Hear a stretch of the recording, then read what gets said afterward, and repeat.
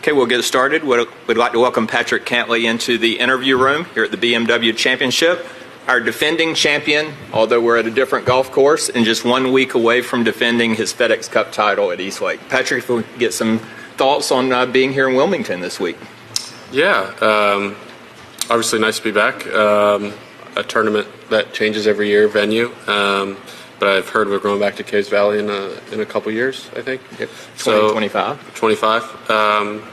So it's always good to be up here in the Northeast. I like the grass up here. This golf course in great condition. Should be a good week. And the state of your game coming into the week before questions?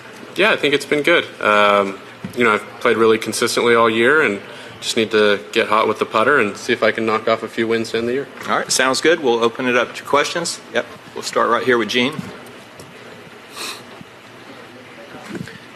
Patrick, how much have you rewatched or relived the thrilling ending to last year's BMW, and how much motivation or inspiration do you get from that? I saw a few highlights, but I didn't watch it all back. It was kind of a rush to the end of the year last year between BMW and the Tour Championship and Ryder Cup. Watched more Ryder Cup than either the Tour Championship or BMW replays. As far as the state of your game is comparison between going into that event and then going into this week, like what it was last year and this year, same or anything different? I wouldn't say too much different. My process is pretty similar. I felt like I've had a pretty consistent year this year. Had a lot of chances, and I just need to keep putting myself right there and get a few breaks come the back nine on Sunday. Okay, Ben? Mate, what, if anything, is the key to winning on a course that no one's seen like you kind of did last year? I mean, this golf course is definitely, just like last year, extremely distance biased. You got to hit it as far as you can and hit a lot of fairways. This course is a little narrower than last year. I think most times you see when guys win, they just get hot with the putter, which I did last year. A good recipe is top of the way in driving and top of the way in putting. And so these greens are in really good shape, and if you get the ball on line and read it right, it should go in almost every time. Can sometimes a lack of experience at a place allow you to not overthink it and just go out and play as well? I'm not sure about that. I don't think there's too much strategy to this golf course. I think it's pretty right in front of you. And, similar to last year, the venues between last year and this year are actually really similar, I think, in style of golf. All right, let's go right here, center. Good afternoon. Have you played other courses in Delaware or in the immediate southeast Pennsylvania area? And any comment about what you've seen so far besides what you've said already today? I think this is my first time to Delaware, and I would say maybe the closest golf course I've played to here, our geography is not great, but probably Pine Valley. I've played once, and I don't think it's too far. And I think Pine Valley is maybe one of the best golf courses I've ever played. Okay, let's go over to Ryan.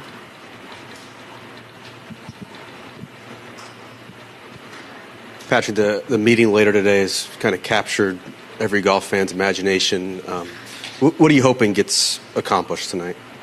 Well, I've heard Tiger's the new commissioner, right? That's what everyone's been saying. I'm going to go to the meeting. I'm going to listen to what it's all about, and I'll probably have more for you after. Can I ask you a playoff question? What do you think makes a perfect postseason for the PGA Tour? You have the regular season. What do you envision of what this could look like? Well, it's changed so many times, I'm not sure anyone's got the perfect formula yet. I'm not sure. It's hard to do playoffs in golf. I think we've seen that, and I'm not really sure. I think there's got to be smarter people than me that have more experience putting this on together, or putting this on than it seems to be tweaked every year, and I'm not necessarily sure why. I mean, we went to everyone starts at a different score to par a couple years ago. That still feels strange to me. It is a little clearer to watch on TV because you only have the one tournament going on, but you lose the fact that the Tour Championship is kind of gone, which I think is a shame, really. I actually liked it when it was the points, and you kind of knew if you were in the top 5 and you won that you had control of your own destiny, and if not, it was up to whatever Steve Sands said. I kind of liked it. If you were following it, you definitely knew what was going on. We would have never had Tiger winning the Tour Championship if it weren't for that 2-event style championship down the stretch. Tiger would have just finished 8th in the FedEx Cup. That would have been weird considering the scene we saw around that green. Like I said, playoffs is obviously a challenge in golf, and I'm not sure anyone's figured it out, the perfect formula yet. All right, let's go to Espen on the left. All right, Patrick. I spoke to some players yesterday who were surprised by how long the course was playing, and some of them said that it kind of reminded them of a U.S. setup kind of course. Do you agree with that? A what? Kind of a U.S. Open setup? I'm not sure. I don't think it's a U.S. Open setup. I think it's really long. I think it's also strange to me that we play so many golf courses that all they do is add length to the golf courses. It's so surprising to me that the golf courses that none of the guys who hit it far, they don't go to Hilton Head, they don't go to Colonial, they don't go to the short, small, dog-leggy, tree-lined golf courses.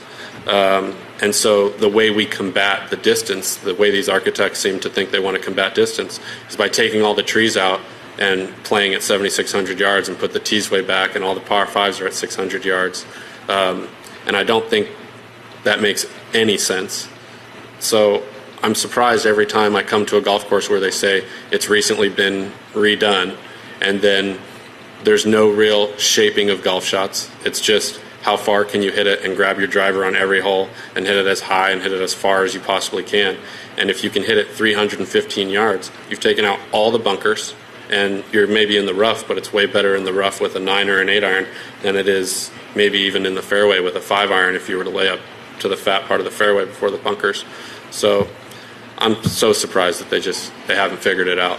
And it just seems like we're getting more and more of the same bomb it as far as you can golf courses week after week. I just saw you and Sander on number 5 yesterday. You couldn't see the green on the approach. What's your thoughts on that hole, and if it's going to play from the tee you used yesterday? Do you think it's defendable? Do you think it's? I mean, it looks really challenging. I think it's potentially goofy if you have 210 yards to a blind green with water that fronts the front of the green. But I'm sure the tour staff will move the tees up if it's into the wind like we played our practice round. And then if it's downwind, that won't be an issue. All right, let's go Doug and then Bob. If you were a couple things, if you were a betting man, how many players do you think would have started the year outside the top 40 in the world ranking and gone on to win the FedEx Cup? 2.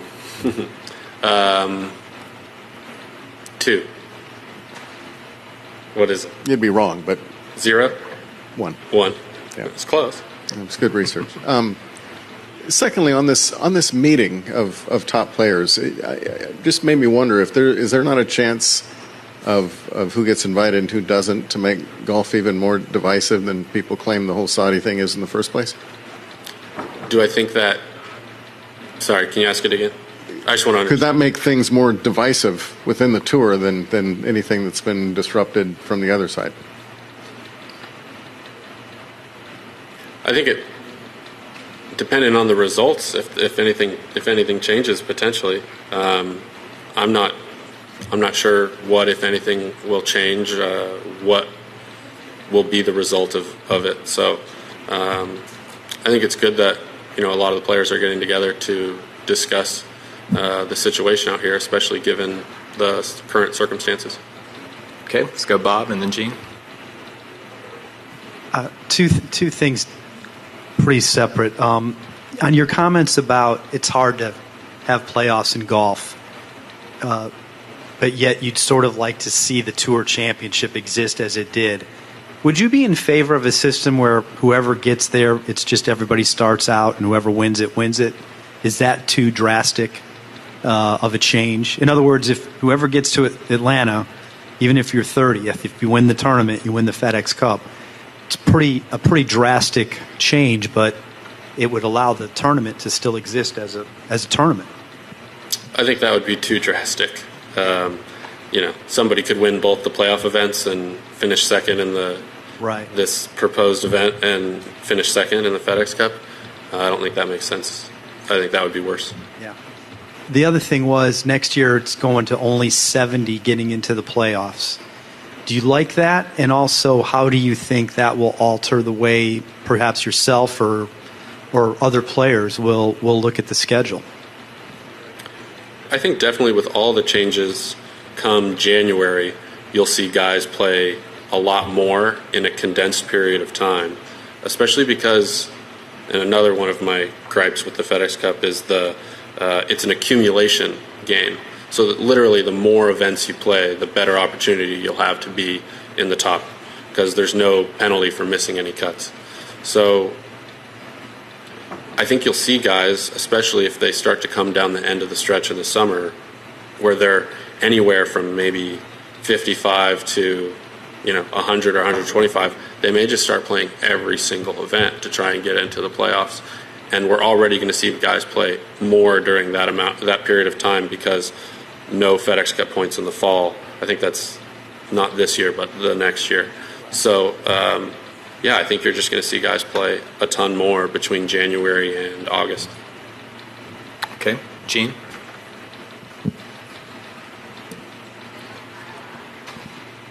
Yeah, Patrick, with the guy you beat in the playoff last year not here, as well as DJ and Sergio finished tied for sixth last year, kind of what's your perspective on the field this season with those guys, some notable guys gone to live?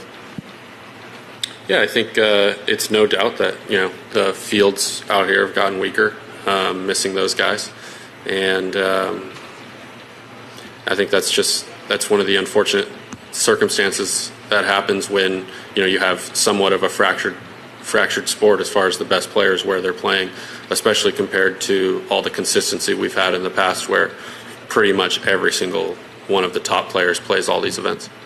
All right, let's take the last one over here with Doug. Honestly, God, I just forgot. That's all right. Well, Patrick, we appreciate your time. Best of luck this week. Thank you.